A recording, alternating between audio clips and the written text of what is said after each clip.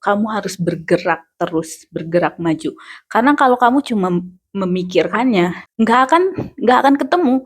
Karena itu bukan sesuatu yang harus kamu pikirkan, tapi sesuatu yang harus kamu dapatkan. Hai semuanya, aku Siska, your favorite sister. Welcome back to my channel.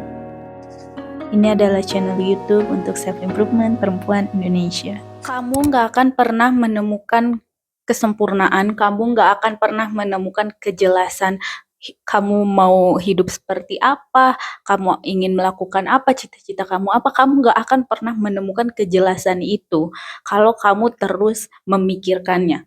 Kamu akan menemukan kejelasan tersebut, kamu akan menemukan kesempurnaan dari karya kamu, atau kesempurnaan dari pekerjaan kamu, kesempurnaan dari relationship kamu, atau kejelasan apa sih yang benar-benar ingin kamu lakukan, apa yang benar-benar cocok untuk kamu.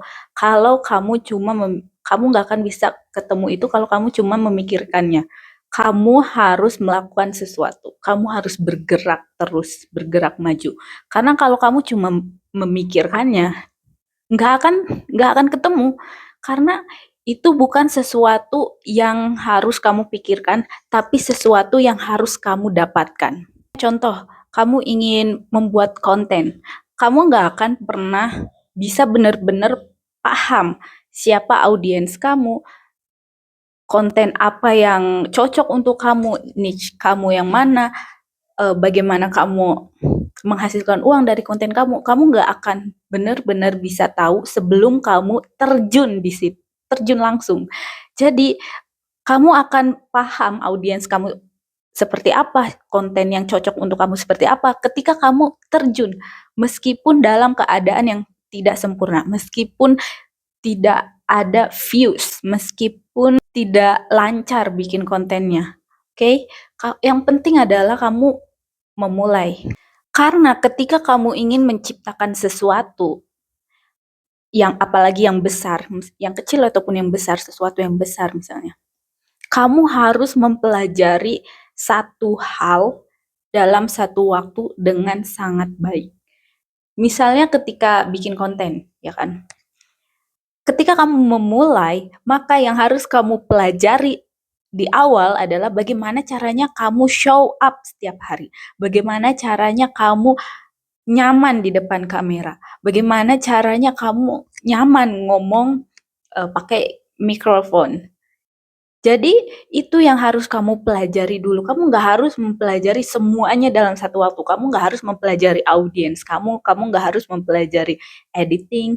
Tapi kamu mempelajari diri kamu sendiri dulu. Kamu mempelajari bagaimana caranya supaya aku konsisten bikin konten. Bagaimana caranya supaya aku akhirnya mampu bergerak dan bikin konten dan nyaman bikin konten.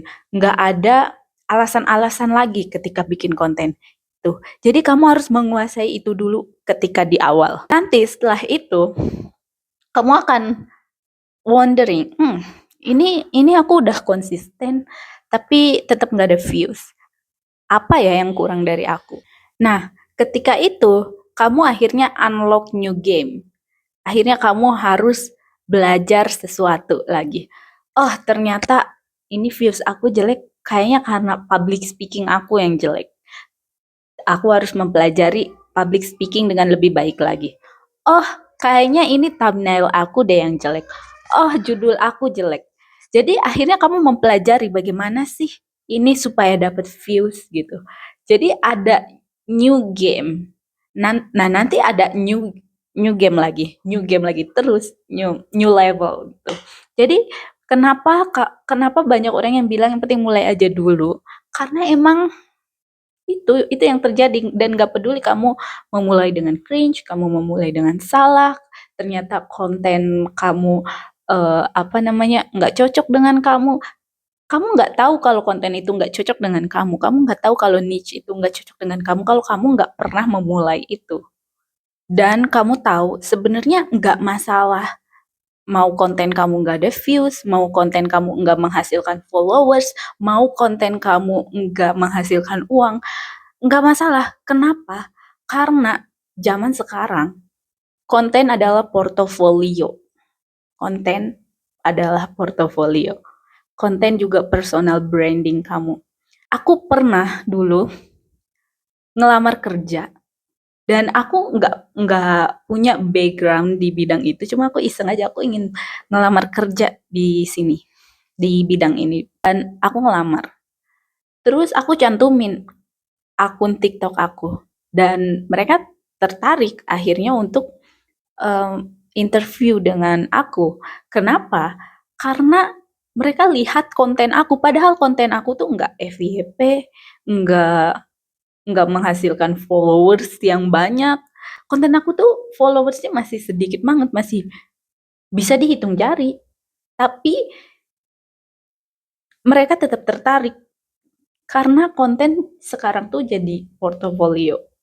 Dan gak harus konten, apapun yang kamu kerjakan saat ini, kalaupun itu nggak work, itu tetap akan memberikan kamu pengalaman baru, pembelajaran baru, skill set baru, dan itu akan berguna ke depannya.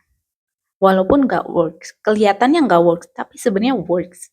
Tapi sebenarnya kamu evolve, kamu develop, kamu improve. Dan contoh lainnya Prilly.